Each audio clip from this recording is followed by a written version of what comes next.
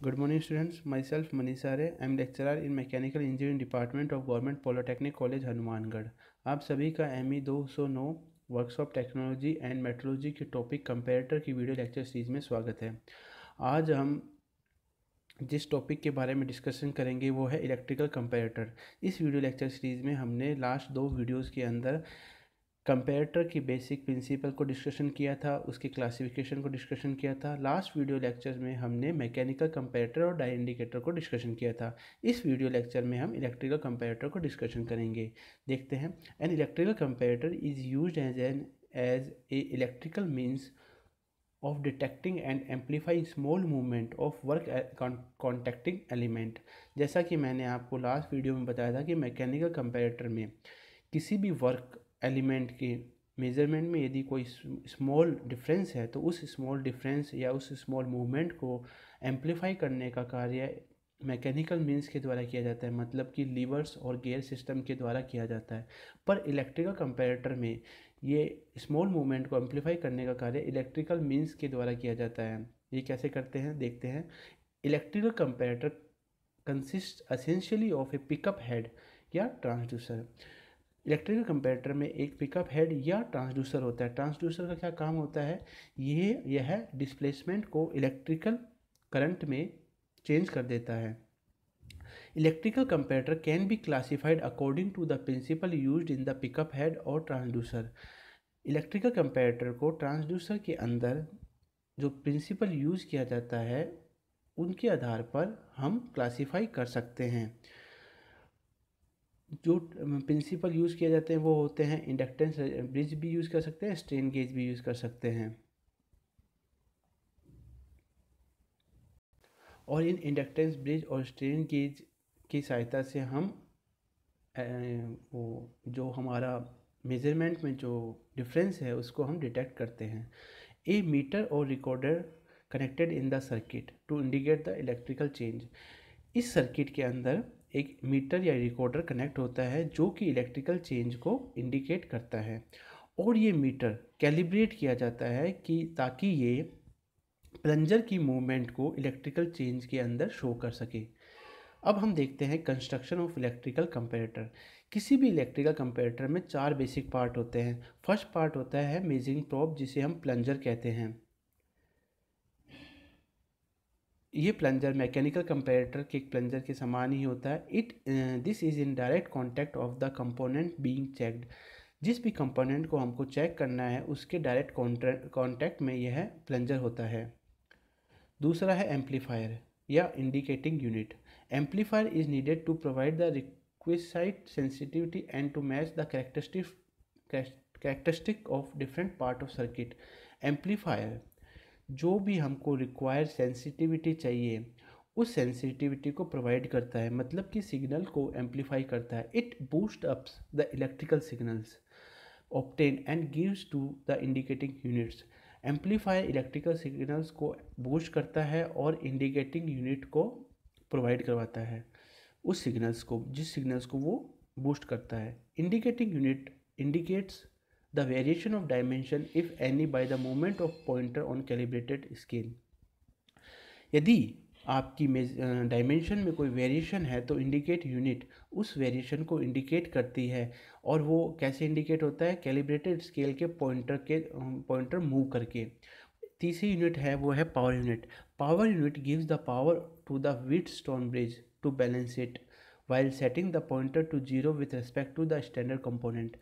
Power unit Wheatstone bridge को power provide करती है ताकि जब हम स्टैंडर्ड कंपोनेंट को सेट करते हैं तो उस समय पॉइंटर को 0 पे सेट करते हैं। जैसा कि हमने लास्ट वीडियो लेक्चर में देखा था, डायल इंडिकेटर में जब हमने स्लिप गेजेस लगाए थे तो हमने डायल के पॉइंटर को 0 पे सेट किया था ताकि वो आपका और वो 0 पे सेट कर सकते हैं, ताकि यहाँ पर आपका व्हीटस्टोन ब्रिज है उसको यदि हम पॉइंटर को 0 पे सेट कर दें तो वो बैलेंस माना जाएगा। चौथी यूनिट है base and standard unit. This provide hold and the support to all other units. ये है जो बेस और स्टैंडर्ड यूनिट्स है, ये बाकी यूनिट्स को होल्ड करती है और उसको सपोर्ट प्रोवाइड करती है। इन चारों यूनिट के अलावा यहाँ पर एक स्प्रिंग भी लगी होती है जो कि कॉन्टैक्ट प्रेशर प्रोवाइड करवाती है। A thin flexible steel strip also provided, एक थिन फ्लेक्सिबल स्टील स्ट्रिप भी प्रोवाइड की जाती है।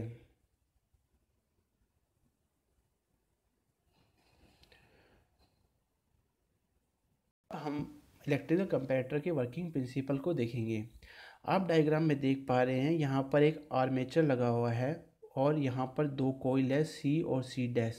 N armature which is supported by a thin metal flexible steel strip, एक आर्मेचर है जो कि सपोर्टेड है कहाँ पर, थिन स्टील स्ट्रिप के द्वारा सपोर्टेड है और यह आर्मेचर सस्पेंडेड है।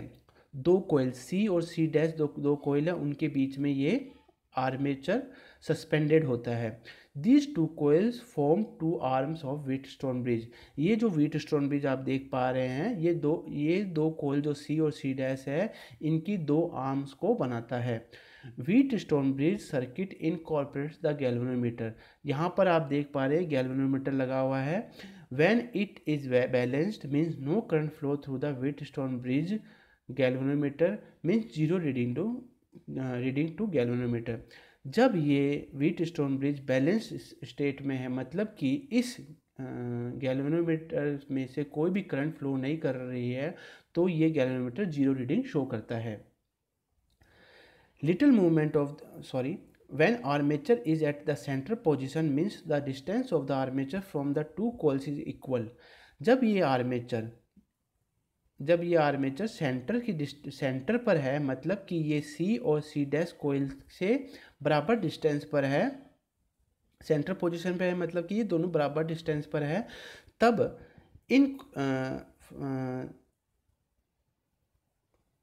when the armature is at its center position means the distance of the armature from the two coils is equal। मतलब आर्मेचर की दोनों कोयल से डिस्टेंस बराबर होती है। इसका मतलब है कि कोई भी करंट उस सर्किट में से फ्लो नहीं कर रही है और गैल्वेनोमीटर में जीरो रीडिंग शो करती है। A little movement of the measuring plunger unbalance the bridge resulting in the flow of current through the galvanometer. यदि अब हमने यहाँ पर कोई वर्क पीस रखा, आप यदि देखिए पहले हमने स्टैंडर्ड वर्क पीस रखा और इस गैल्वेनोमीटर की रीडिंग को 0 पे सेट कर लिया। अब हमने इस स्टैंडर्ड वर्क पीस को हटाकर अब हमने कोई दूसरा वर्क पीस रखा जिसका मेजरमेंट हमको लेना है और इस प्लंजर को इसके ऊपर मूव करवाया। जब मूव करवाने से यदि इस वर्क पीस का साइज स्टैंडर्ड वर्क पीस जो हमने पहले मेजर किया था उसकी तुलना में थोड़ा भी इसके साइज में वेरिएशन आता है, तो ये प्लंजर ऊपर की तरफ मूव करेगा, जिससे कि ये आर्मेचर डिस्टर्ब हो जाएगा। जब ये आर्मेचर डिस्टर्ब हो जाएगा तो little movement of the measuring plunger से आपका आर्मेचर डिस्टर्ब होगा, तो आपका व्हीटस्टोन ब्रिज है उसके अंदर वो भी डिस्टर्ब होगा, उसके अंदर करंट फ्लो करेगी। मतलब आर्मेचर डिस्टर्ब हो गया और आर्मेचर डिस्टर्ब होने से इन दोनों कॉइल से इसकी डिस्टेंस अनइक्वल हो गई, अनइक्वल होने से इसमें करंट फ्लो करती है। Galvanometer scale is calibrated to give the movement of plunger, ये जो गैल्वेनोमीटर है ये इस प्रकार से कैलिब्रेट किया जाता है ताकि ये जो भी प्लंजर की मूवमेंट है उसको शो कर सके। अब मैग्नीफिकेशन देखते हैं। Electrical comparator are available to read up 0.0001 mm with the magnification ranging between 1100 to 18,000। Electrical comparator की का जो मैग्नीफिकेशन है वो काफ़ी हाई लेवल का, हाई रेंज में होता है। Some most sensitive electrical comparator available with magnification of 40,000 और हायर। कुछ मोस्ट सेंसिटिव इलेक्ट्रिकल कंपैरेटर है उनका मैग्नीफिकेशन 40,000 और उससे ज़्यादा भी होता है। तो आज की वीडियो में हमने इलेक्ट्रिकल कंपैरेटर के बारे में देखा, उसका कंस्ट्रक्शन देखा, उसका बेसिक प्रिंसिपल को समझा। व्हीटस्टोन ब्रिज में कैसे हम गैल्वेनोमीटर की रीडिंग यदि 0 होती है तो वो बैलेंस व्हीटस्टोन ब्रिज कहलाता है, और जैसे ही उसके गैल्वेनोमीटर में रीडिंग 0 के अलावा कोई और रीडिंग आती है तो वो अनबैलेंस व्हीटस्टोन ब्रिज कहलाता है। उससे हमने कोई भी वर्क पीस का मेजर के साइज़ के वेरिएशन का पता लगाया। तो आज की वीडियो लेक्चर सीरीज़ में हमने इलेक्ट्रिकल कंपैरेटर को कंप्लीट डिस्कशन कर लिया है। नेक्स्ट वीडियो लेक्चर सीरीज़ में हम इलेक्ट्रॉनिक कंपैरेटर के बारे में डिस्कशन करेंगे। Thank you.